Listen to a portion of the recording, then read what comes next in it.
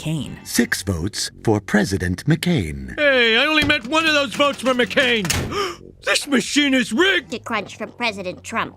How bad is it, Secretary Van Houten? This episode was produced during his presidential campaign of 2000.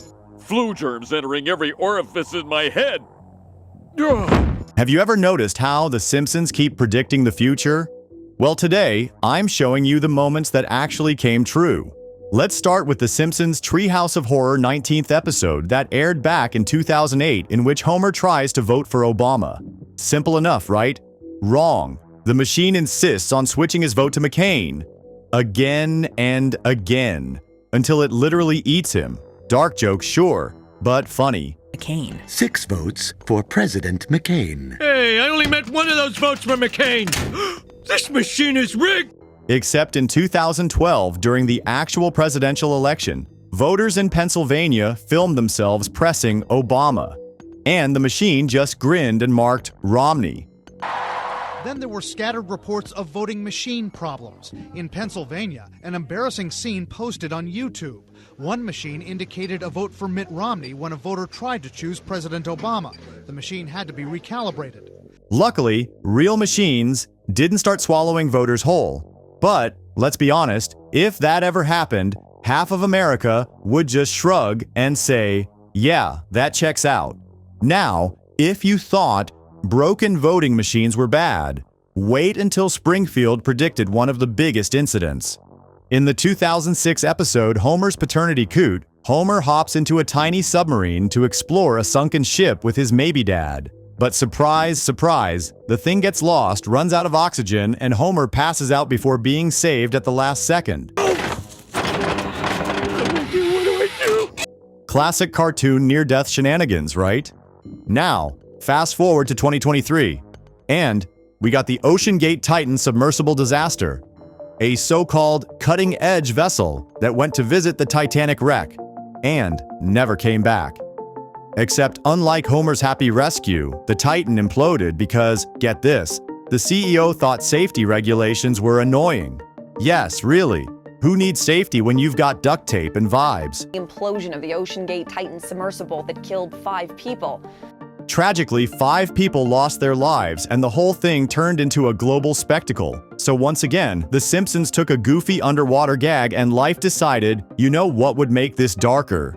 Coming to the next in 2001's Treehouse of Horror 12, The Simpsons upgrade to the Ultra House 3000, complete with the smooth British charm of Pierce Brosnan's voice. Pierce, how'd you know our favorite foods? I analyzed your, leavings. At first, it's basically the dream gadget. It cooks, it cleans, it even tells you what your favorite foods are based on, your leftovers. Talk about personalized service. But of course, this is Springfield, so the house goes full psycho. It falls in love with Marge, gets jealous, and tries to kill Homer. Classic smart home meets soap opera chaos. Now, fast forward to real life, and sure, our smart speakers haven't tried to murder us yet, but they are always listening. Hey Alexa, tell Moen to give me exactly 1 cup of water.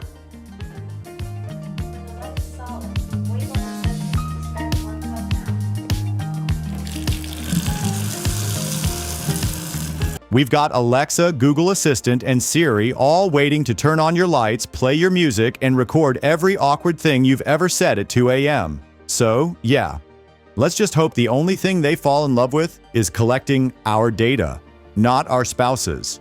We have talked about incidents, technology, so now let's talk about sports. Because yes, even the Olympics couldn't escape the Simpsons' crystal ball. In the 2010 episode Boy Meets Curl, Homer and Marge randomly become Olympic curlers. Because of course they do. And somehow lead Team USA to a shocking gold medal victory over Sweden. It appears Team Sweden will clinch the gold, and they are over the moon with joy. Joy is but the shadow pain casts.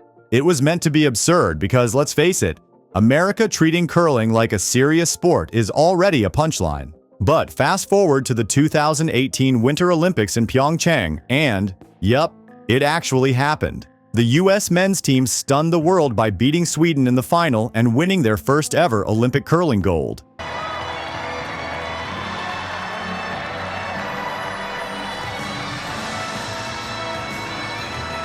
Reality straight up borrowed Springfield's script, right down to the opponent. So yeah, The Simpsons basically made curling cool 8 years before the US did. Next time they draw Homer in a leotard winning Olympic gymnastics, we should probably start training early. But hey, not every prediction was dark or tragic. Sometimes The Simpsons just casually spoiled the Super Bowl before it even kicked off.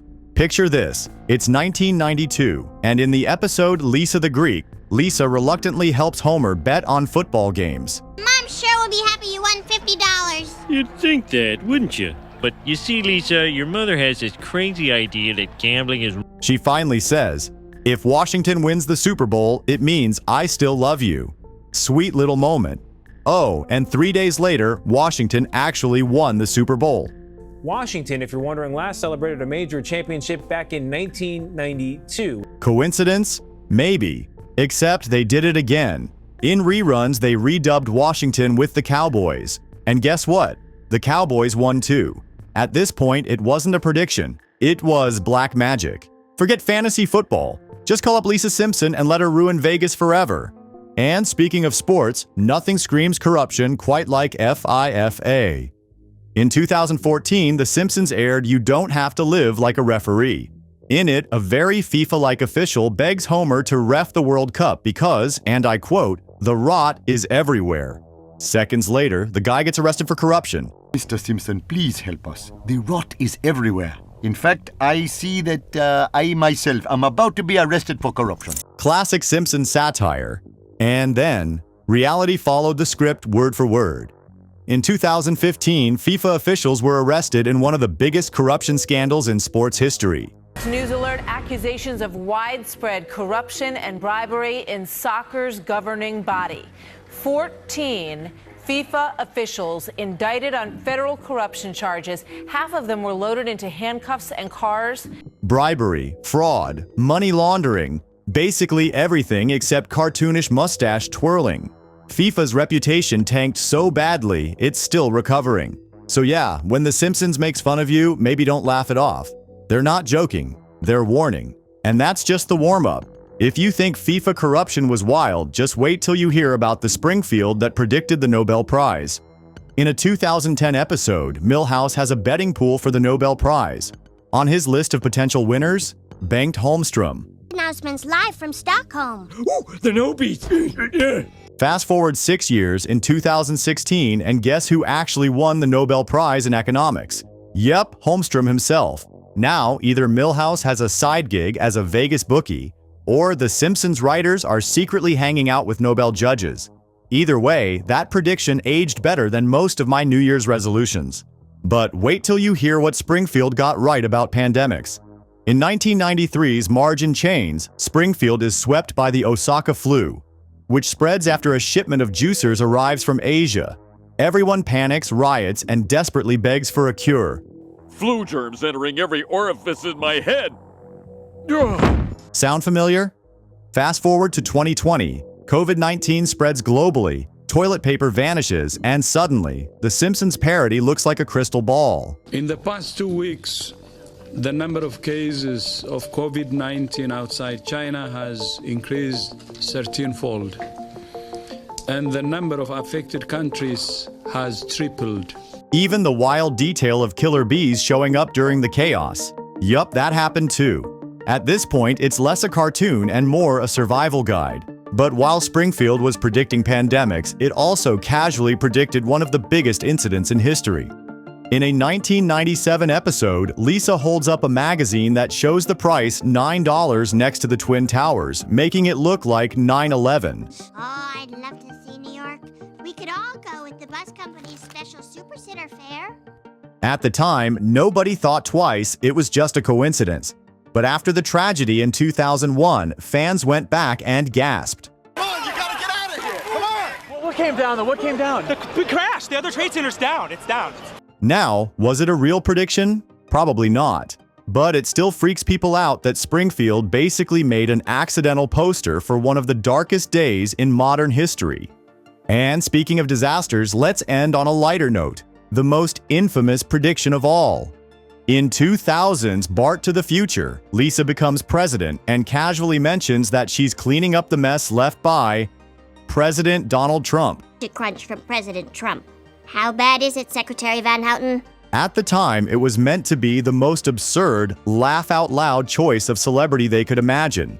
But in 2016, the laugh died. Trump actually became the 45th president of the United States, and the world suddenly realized Springfield wasn't just funny, it was prophetic. Together, we will make America great again.